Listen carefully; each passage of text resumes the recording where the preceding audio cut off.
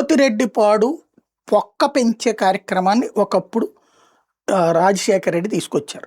అంతకుముందు అది 11,000 క్యూసెక్కుల నీళ్ళని తోడేదైతే దాన్ని 45,000 క్యూసెక్కుల నీళ్లు తోడేదానికి తీసుకొస్తే దాన్ని తప్పుబడుతూ కోస్తాకి అన్యాయం జరుగుతుంది, కృష్ణా డెల్టాకి అన్యాయం జరుగుతుంది అంటూ ఆందోళనకి దిగినటువంటి పరిస్థితి ఆ రోజుల్లో చంద్రబాబు నాయుడుది. ఆ ఇంపాక్ట్ రెండోసారి ఓటమికి కారణమైంది.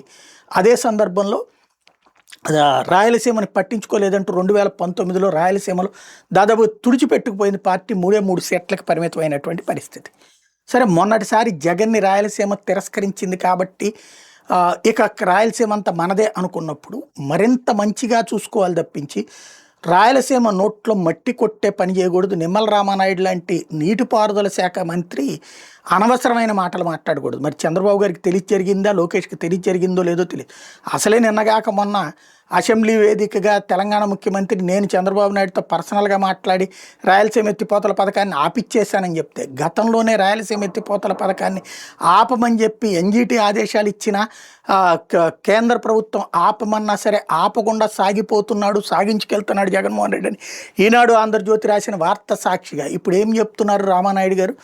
అనవసరంగా 100 కోట్ల రూపాయలు తగలేశాడు, అక్కడ ఏం పని చేయదు అన్నటువంటిది. అది బాబు గారికి తెలిసే జరుగుతుందా?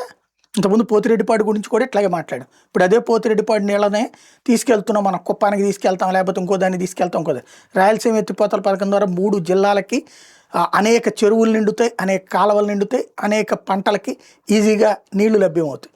పోనీ అట్లాగా నీటి హక్కు లేదా? రాయలసీమకు 130 టీఎంసీల నీళ్లు వినియోగించుకునే హక్కు ఉంది.